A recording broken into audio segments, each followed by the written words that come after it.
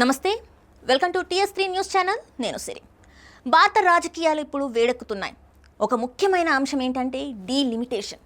ఇది కేవలం సీట్ల పునర్విభజన కాదు, ఇది ఉత్తర భారతదేశం వర్సెస్ దక్షిణ భారతదేశం అనే ఒక పెద్ద రాజకీయ చర్చగా మారుతుంది. ముఖ్యంగా ఆంధ్రప్రదేశ్, తెలంగాణ వంటి రాష్ట్రాల భవిష్యత్ ప్రాతినిధ్యం ఏమవుతుందనే ప్రశ్న ఇప్పుడు ముందుకు వస్తుంది. డీలిమిటేషన్ అంటే జనాభా ఆధారంగా లోక్సభ సీట్లను పునర్విభజించడం.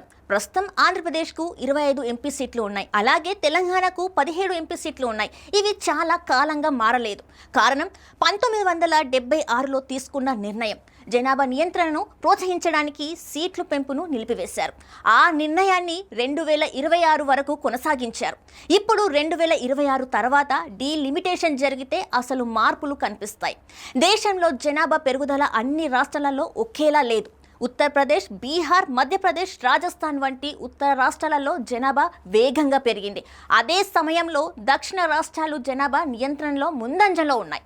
ఈ పరిస్థితులలో కొత్తగా సీట్లు పెంచి జనాభా ఎక్కువగా ఉన్న రాష్ట్రాలకు ఎక్కువ ఎంపీ సీట్లు వస్తాయి.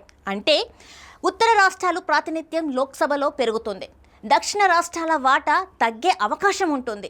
ఇది దేశ రాజకీయ శక్తి సమీకరణాన్ని ప్రభావితం చేసే పరిణామం. ఇప్పుడు ఆంధ్రప్రదేశ్, తెలంగాణపై దాని ప్రభావం ఎలా ఉంటుంది?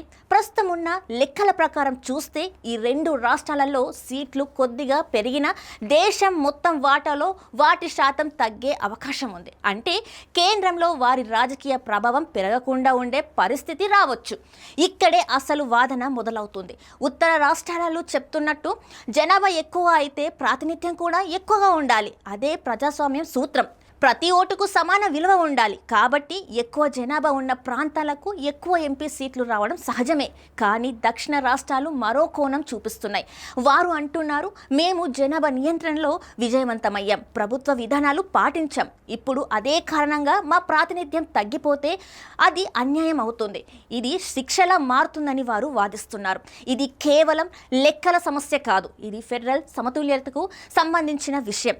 లోక్సభలో సీట్లు పెరగడం అంటే కేంద్రంలో నిర్ణయాధికారం పెరగడం.